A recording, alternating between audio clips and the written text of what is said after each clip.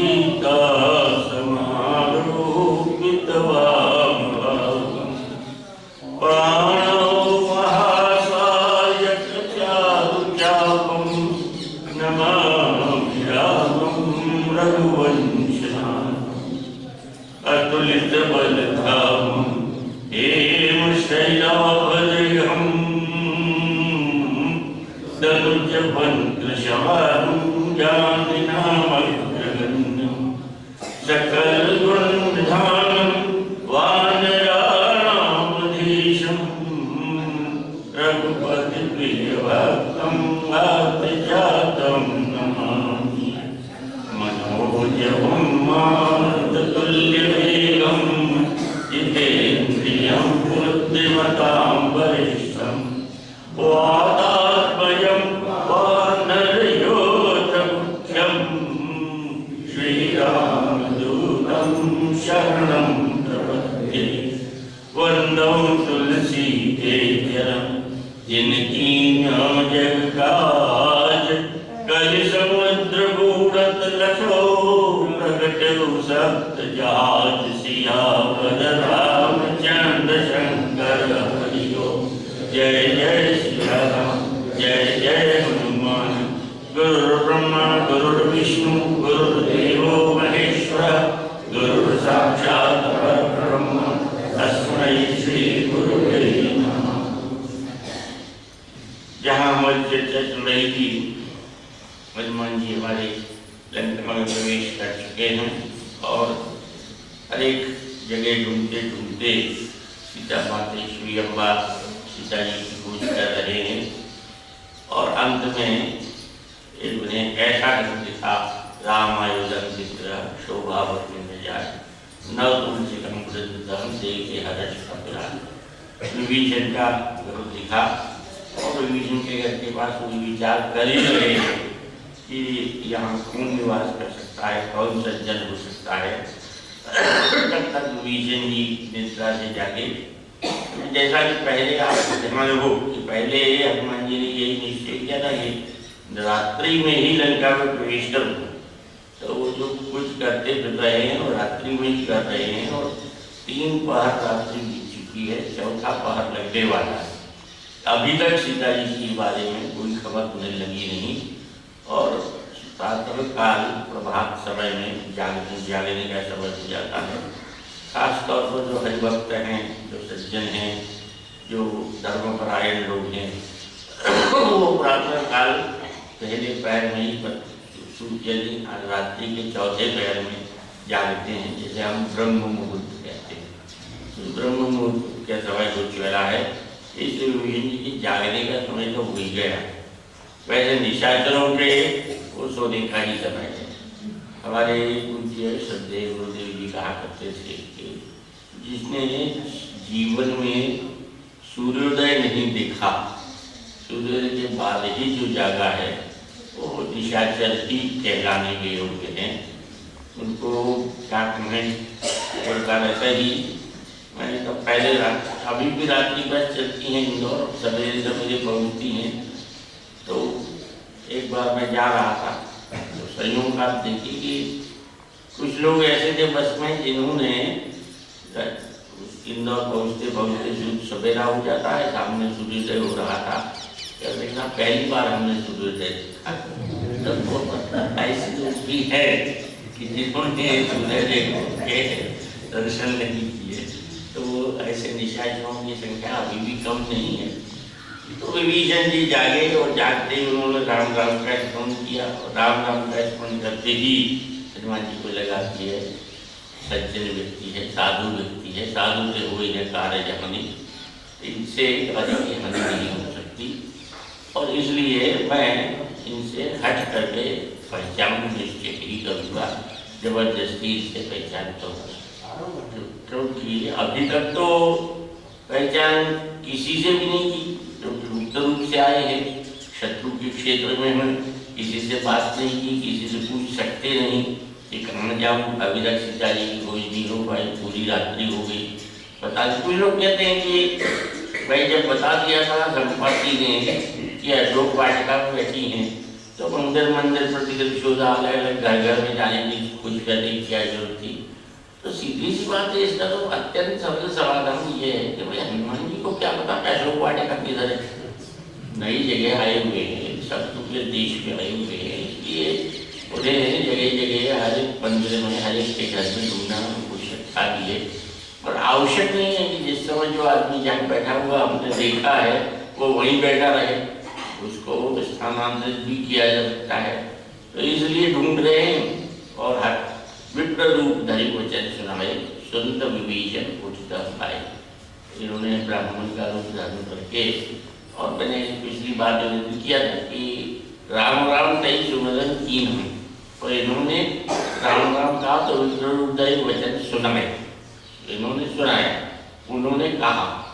कोई उसमें किसी को सुनाने के उद्देश्य से नहीं कहा था, सहज स्वभाववश राम का स्मरण किया था, इसलिए उन्होंने सुमिरन शब्द दिया। और इन्होंने सुनाने के उद्देश्य से किया था कि राम राम कहूँ मैं, जिसने राम राम का स्मरण किया है वो चौंकेगा कि यहाँ जगह में मेरे अलावा कौन व्यक्ति ऐसा है जो राम राम का स्मरण कर रहा है, राम का नाम ले रहा है। राम का नाम लेने वाला तो मैं अकेला ही हूँ यहाँ, और वो भी बड़े कष्ट से रह रहा हूँ, बड़ी मुश्किल से ले रहा हूँ, तो और कौन हो गया ऐसा चौंकेगा। कि उन्होंने सुनाने की दृष्टि से कहा। और जब विभीषण ने सुना तो करके तुरंत आया, तुरंत आके और कहने लग गया कि भाई हैं आप कौन हैं आप, यहाँ पर कैसे घूम रहे हैं, विप्र रूप धर के घूम रहे हैं। तो विप्र रूप धर करके और लंका में घूमना तो खतरे से खाली नहीं, क्योंकि निशाचर तो स्वभाव का ब्राह्मणों के विरोधी हैं, और ब्राह्मण का विरोधी होने के नाते अभी तक आप सुरक्षित घूम रहे हो। दूसरा विभीषण को ये भी लगा कि इसने जानबूझ के मुझे राम राम कहा है, तो कहीं ऐसा तो नहीं है कि कोई विपत्ति में है, कोई संकट में है और अपना समाधान चाहता है, इसलिए इसकी सहायता करना मेरा कर्तव्य है। तो उन्होंने कहा कि तुम हरिदास मोहन होगी, या तो तुम भगवान के दास नहीं हो सकते हो, और भगवान के दास भी ऐसे ऐसे नहीं हो सकते, कोई समर्थ दास हो सकते हो, क्योंकि साधारण दास तो यहाँ घूमने की साहस कर नहीं सकता, घूमने का साहस नहीं जुटा सकता।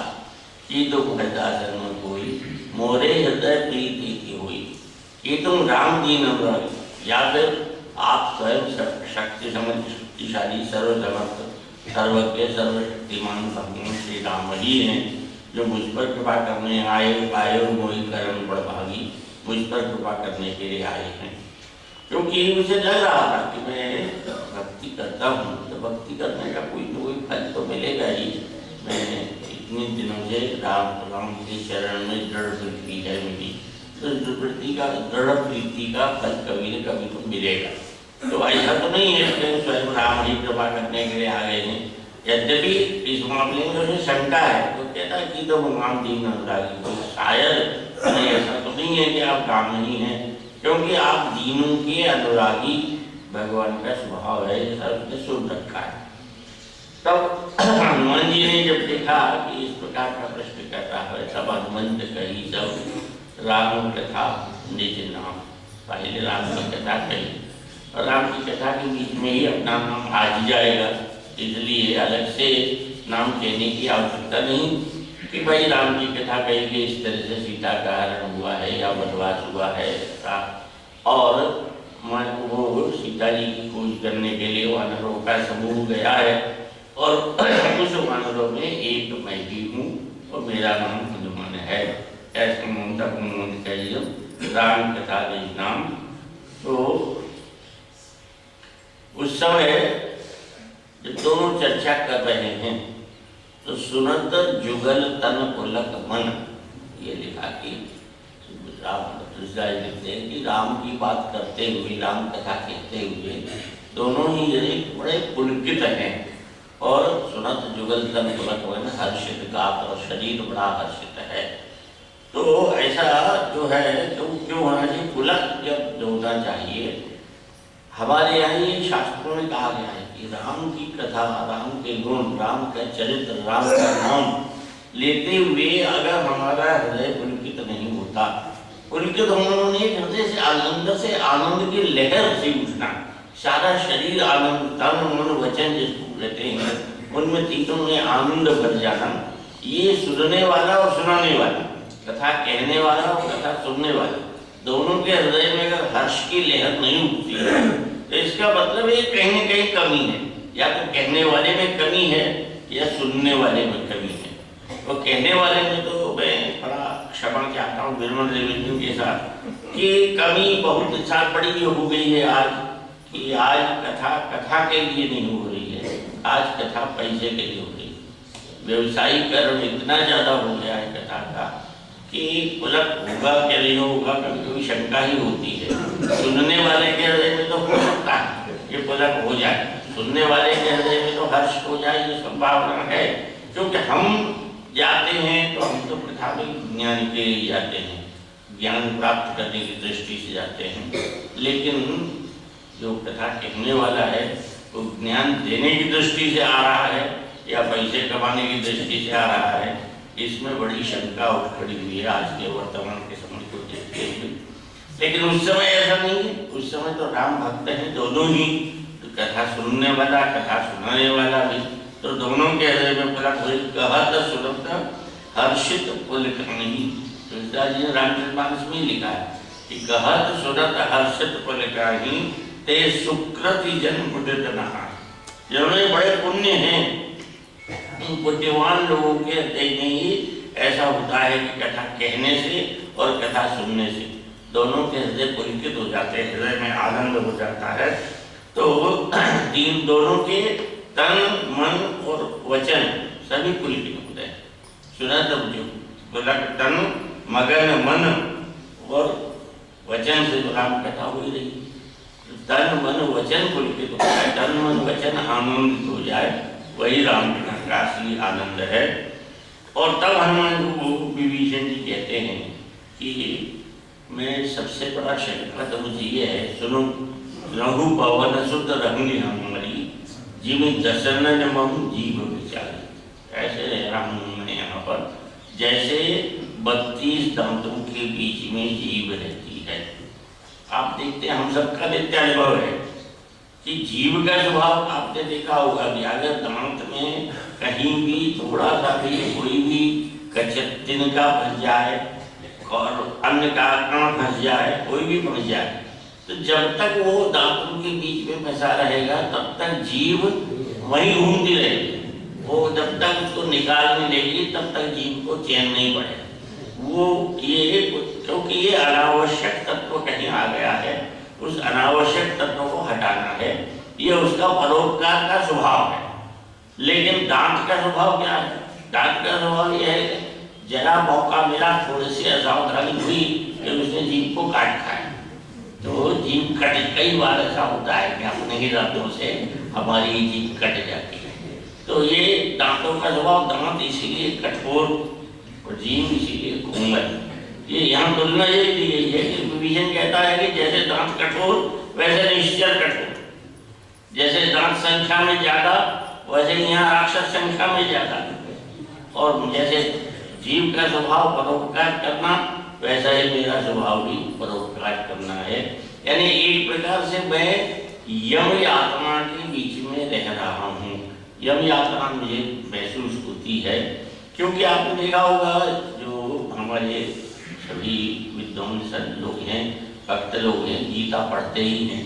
तो गीता में भगवान कृष्ण को जब गीता विश्व रूप का दर्शन दिया है भगवान कृष्ण ने अर्जुन को, तो विश्व रूप के दर्शन में ये कहा गया है कि दांतों को यम कहा गया, दांतों की तुलना यम से की गई।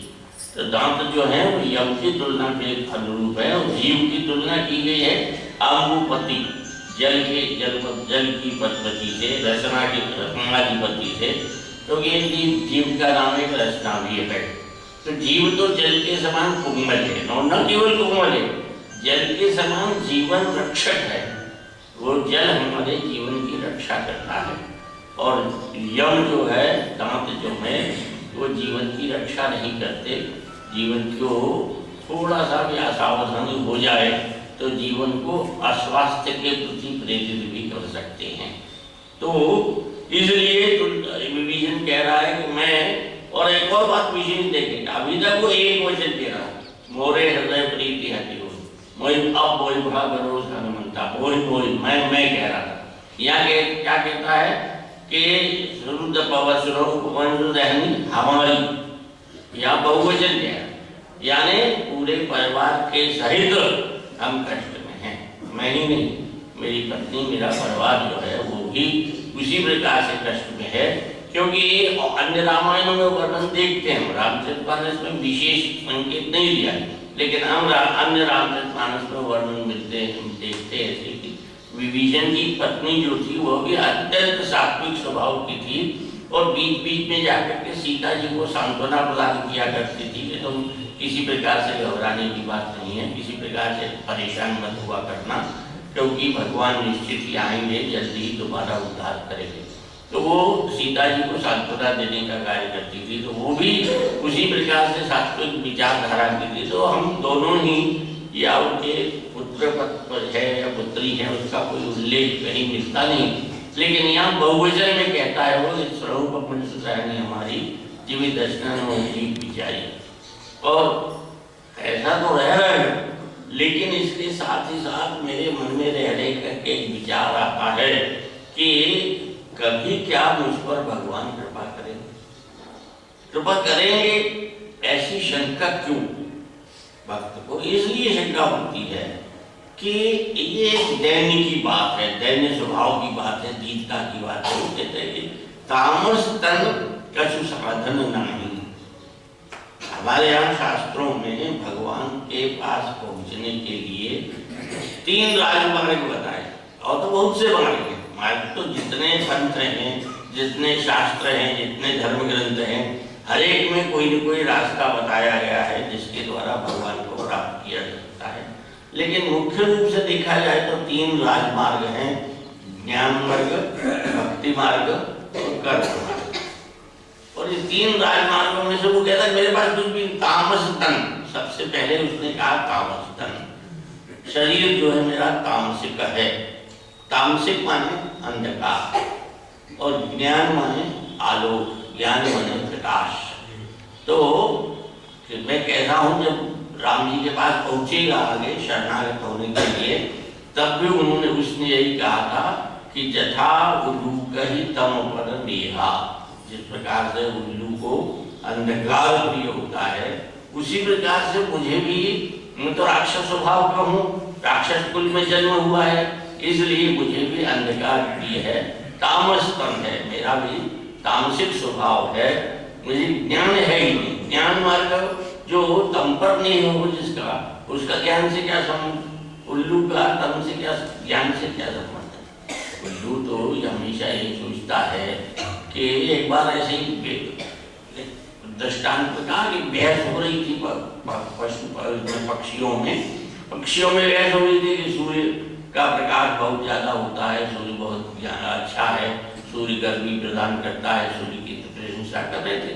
तो उल्लू बैठा हुआ सुन रहा, उल्लू का ये होता क्या है सूर्य, क्या किसकी तारीफ कर रहे हो, मैंने तो आज तक देखा ही नहीं। तो जो तामस है उसे तो ज्ञान से कोई मतलब ही नहीं। तो वो कहता है तामस तन, ज्ञान मार्ग से दूर, कछु साधन नहीं, साधन माने कर्म मार्ग, जब तब यज्ञ इत्यादि करना, तो वो तामस तन का साधन नहीं। और तीसरी चीज भक्ति तो मुझे प्रीति न पद सरोज मन मानी, मेरे मन में भगवान की भक्ति भी नहीं, तो तीनों ही साधन नहीं। इसलिए क्या प्रभु कृपा करेंगे। लेकिन एक बात है कि अब मुझे भरोसा हो गया, अब मोहि भरोसा हनुमंता, बिनु हरि कृपा मिले नहीं संता। जब संत मिलता है जीवन में, अगर हमारे कोई संत आ जाए तो निश्चित समझे कि राम की कृपा हो गई। बिना राम की कृपा के संत से मिलन हो ही नहीं सकता। कई बार ऐसा होता है कि आपने भी देखा होगा कि कई में समाचार मिला हमें कि कोई अच्छे संत आए हुए हैं, बहुत से लोग दर्शन के लिए जा रहे हैं, भागवत हो रही है, कथा हो रही है, संत का आगमन हुआ है। लेकिन हमारे जीवन में इतनी व्यस्तता किसी न किसी कारण से आ जाती है, कहीं न कहीं कोई ऐसी व्यस्तता आ जाती है कि हम चाहकर भी नहीं जा पाते। तो उसमें ये मतलब है, सीधी बात ये है कि राम की कृपा अभी हम पर नहीं हो रही है।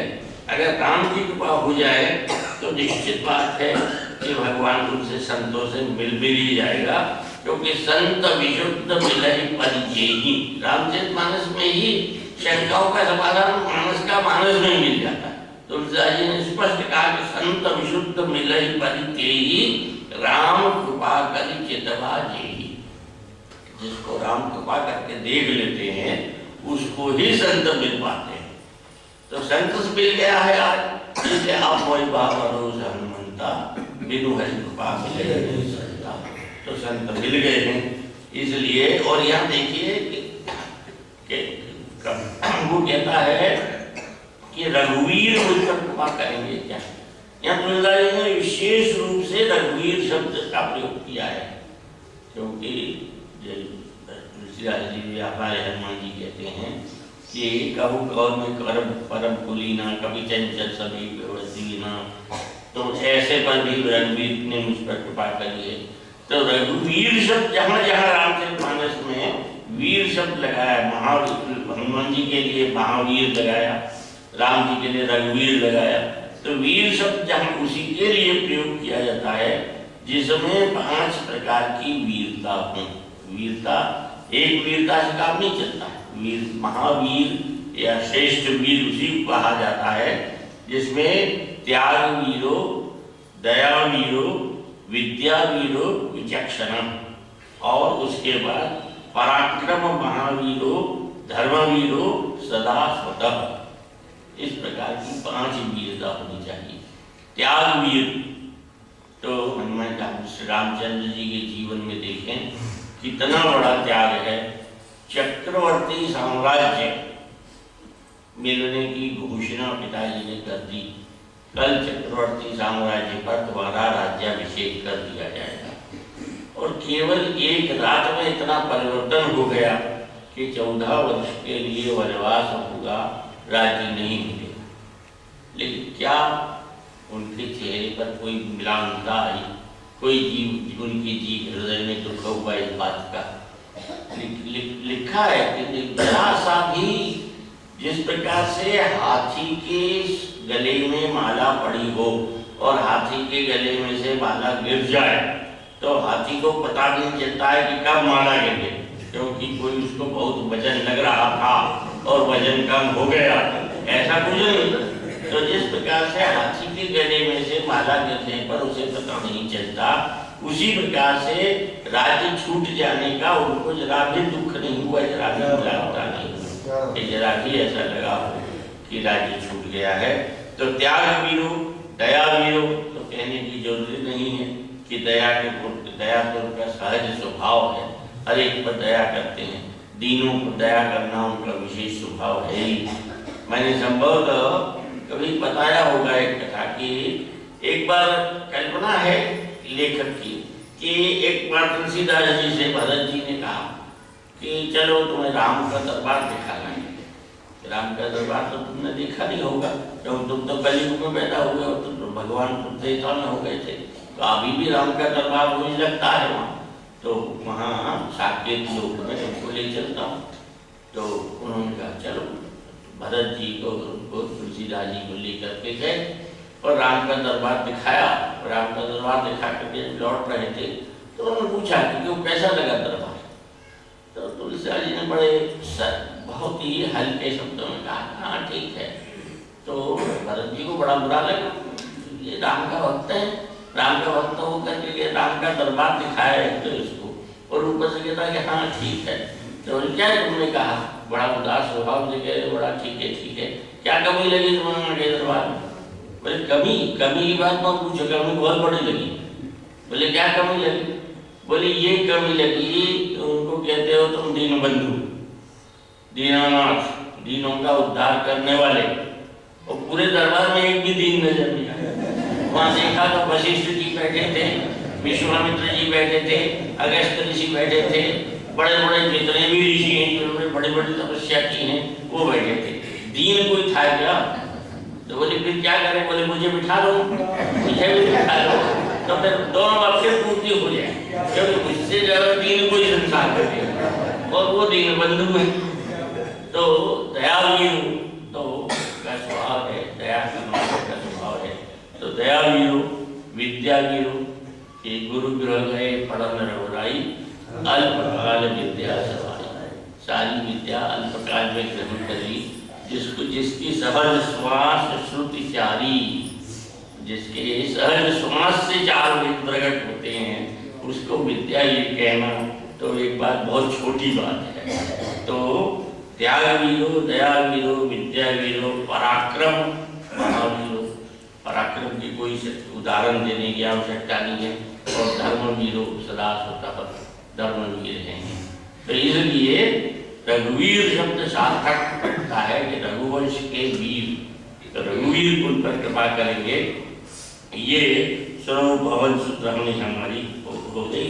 और इसके बाद उसने कहा सुनो विभीषण प्रभु की रीति। तो सुनो उन्होंने कहा था सुनो भवन सूत्र, इन्होंने कहा सुनो विभीषण। इसका मतलब ये है कि परिचय में दोनों का आदान प्रदान करते समय दोनों ने अपना नाम एक दूसरे का बताया था, क्योंकि उन्होंने इसीलिए कहा सुनो पवन सुत रहनी हमारी, और इसने कहा सुनो विभीषण प्रभु की रीति। क्या है प्रभु की रीति? बोले हमेशा जो है रीति करते हैं, दीन पर वृद्धि करते हैं। और उदाहरण देने के लिए कहते हैं सुनो कहो कवन में परम कुलीन।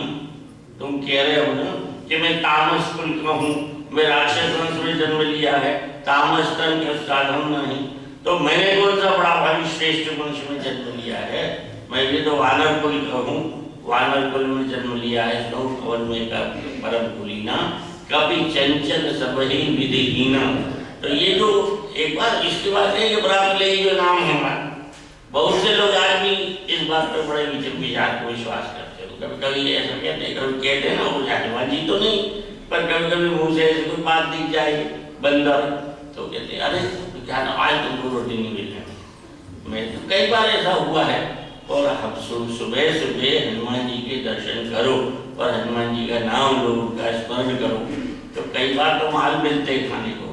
ये जो है कि प्रातः जो नाम हमारा उन्होंने ऐसा इसलिए कह दिया कि उसका कारण है, वो भी चाहते हैं कि मेरा नाम कोई न ले।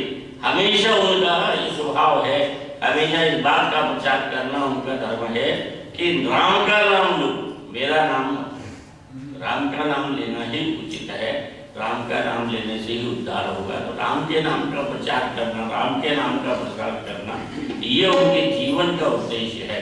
इसलिए वो कहते हैं कि प्रातः नाम हमारा तेरे दिन ताई न मिले आहारा, असमय सखा सुनो मुँह पर रंगीर, दीनी कृपा सुमेरी गुण भरे हुए लोचन वीर। ये मुझ पर भी कृपा की है ऐसा कह करके। और क्योंकि वो हनुमान भगवान की तो एक प्रतिज्ञा है, शबरी से उन्होंने कहा है कि कह रघुपति सुनो भामिनी बाता, मानव एक भगति कर नाता। एक ही नाता मानते हैं, वो ये नहीं देखते कि कौन सा जाति है, कौन सा कुल है, कौन सा धर्म है, आप रईस हैं या आप दीन हैं या आप गरीब हैं। कृपा करने के लिए ये सारी बातें नहीं, बस एक बात मानव एक भगति कर नाता, भक्ति का नाता मानते हैं। और भक्ति भी ये नहीं कि बड़ी श्रेष्ठ भक्ति करें, हम श्रेष्ठ भक्ति तो आप कर नहीं सकते, लेकिन नाम तो ले सकते हैं। और नाम लें तो हृदय से नाम लें, होठों से नाम न लें। हृदय से नाम हमारे निकलेगा जिस दिन हृदय से पुकार उठेगी, उस दिन उनके कानों तक निश्चित पहुँचेगी और वह हम पर कृपा करेंगे। इसी के साथ समय सूचक हो रही है, तो मैं विश्राम लेता हूँ। बोलिए वृंदावन जाने